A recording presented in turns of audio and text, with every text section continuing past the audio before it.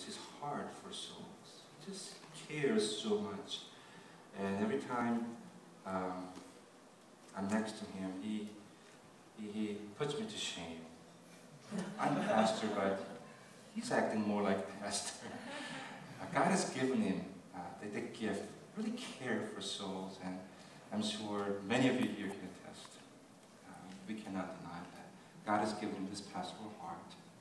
And time came, God is setting him apart to care for souls that may come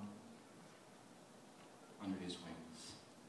As a pastor, and we are starting the Spanish ministry here, and we have no doubt that God's going to bring souls, people that we need to reach out.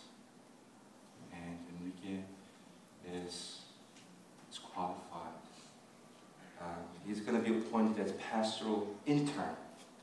That was actually Pastor Sam was also Pastoral Intern, right? And then he was also youth pastor. But then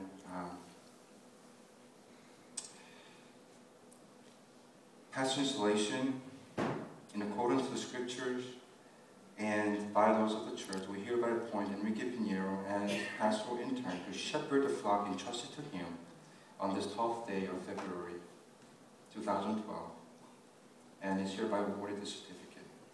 Be faithful until death, and I will give you the crown of life. Pastor J. Lee and Pastor Joseph Choi, Ebenezer Mission Church.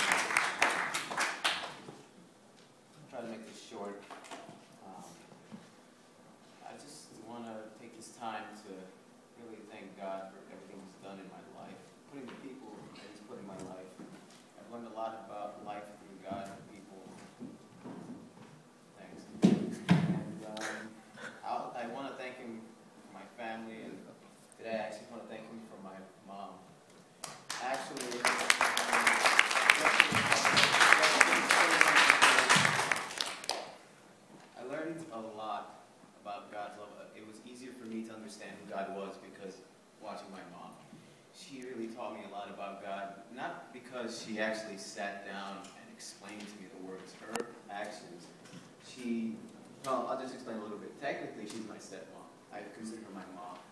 But she gave up a lot, and she struggled a lot, and she went through a lot of hardships, and the patience I saw in her, and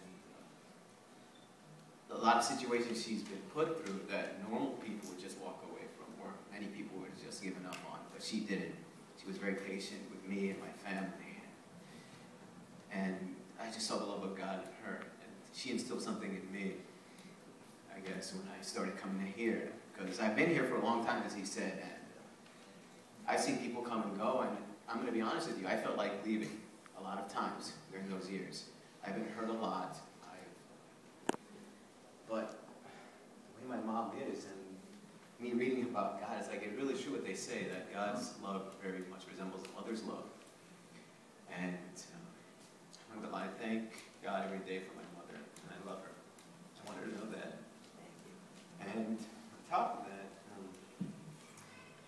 there's something else I wanted to share with all of you, because we're all called together to be one family, to love one another. And I love all of you differently. I really do.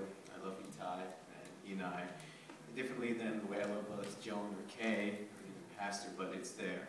And even I keep thinking about my mom, just to take me as her son in the same way. That's God's love, you know. And I know Itai knows about that love too. He has adopted many. Well, tell them what Itai means. So they... Well, Itai means dad, by the way. He's my spiritual father. Just so you know, Ma, he's my spiritual dad also. So that's my spiritual mom over there. But you know, you're my mom. But Pastor shared a bunch of things today that I was thinking about. I know all of us serving God, we feel very anxious sometimes. We feel very, sometimes stressed, overburdened. But, and sometimes we're reaching out to people. How much effort do we put? And Pastor said it today that, it's not our effort, it's God's effort. I just wanted to share a few verses just to set this in. Proverbs 25, verse 15. Through patience a ruler can be persuaded, and a gentle tongue can break a bone. The message of God and everything He's about, and what we experience in Him, is very powerful. It's not something you have to push on people. It's something to be persistent in, yes, and to live according to. You don't have to force anybody. I can give you personal testimony with my own parents, actually. A few months, about a month, a little over a month. You know, I moved out and they don't see me often. I start coming home and sharing with them kind of what I've been learning in school, which is NIAC, Christian Grad School for Mental Health Counseling, and everything that I've learned through God. Even sharing my testimony with my parents, how many times I often wanted to leave church for various reasons, heartbreak and all that stuff I shared with them in more detail. But it was because what God was showing me, I was able to share with them. I wasn't trying to convince my parents that, you know, they should follow God. I was just sharing with them what God has shown me. And I was just, you know, sharing the gospel.